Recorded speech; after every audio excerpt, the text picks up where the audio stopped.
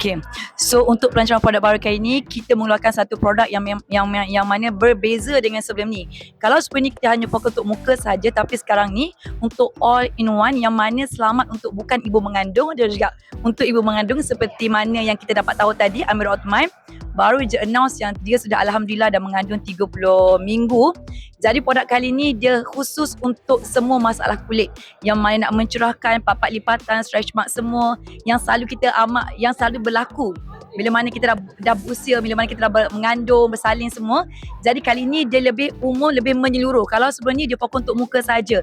So sekarang ni orang yang ada stretch mark pun boleh pakai, yang ada papat lipatan pun boleh pakai secara menyeluruh. And then kita punya target pada tahun ni insya-Allah seperti juga tahun-tahun lepas, yang mana tahun lepas kita dah buat sale 1 juta satu hari bersama dengan Fatah Hamid juga Amirah Othman, dan insya-Allah pada tahun ni pun kita akan ulangi jugalah, insya-Allah doakan dapat ulangi juga sale seperti mana tahun lepas.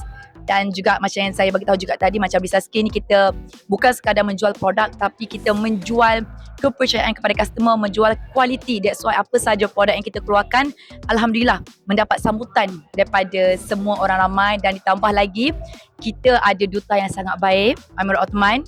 So branding kita makin dikenali, makin ramai yang suka, makin ramai yang mencuba Lisa Skin sampailah ke hari ni. Betul. Kenapa Amirah Othman dah setahun bersama dengan Amirah Othman? Sebab Lisa Skin dan Amirah Othman ni dia ada satu chemistry yang sangat kuat. Sebenarnya kita bukan dah kan sekerja, macam more to family. Anything kita dah saling share. In case kalau Mira tengah down, saya bagi semangat. Saya tengah down, saya boleh contact Mira. Kita dah rapat macam satu family. And then Amirah Othman ni satu nama yang amat besar, tapi mempunyai sifat dan kepribadian yang sangat baik, yang mana susah kita nak jumpa, yang sangat tak berkira, yang sangat memberikan komitmen yang sangat bagus, yang membuat produk Lisa Skin ni seperti produk dia sendiri. Even kita tak suruh dia promote pun, dia still nak promote. Itulah yang menyebabkan kita suka dengan Amirah Othman, dan juga pengguna-pengguna kita pun sangat suka dengan Amirah. Sebab setiap kali dalam live Mira akan menyantuni peminat, setiap kali peminat DM ke apa-apa Mira akan reply dengan baik. That's why menyebabkan kita rasa macam kita suka dengan sifat dia, selesa bila bekerja sama dengan Amirah Othman. Okay, sebenarnya saya ni dengan Amirah Othman ni dia macam penyimpan rahsia.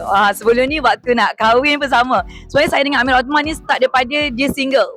Sampailah bercinta, berkahwin dan juga mengandung pun kita still menyimpan rahsia. Tapi saya menghormatilah apa yang Amirah mahukan kan. Kesan orang tua pun kalau baru-baru lagi tak elok untuk kita announce kan.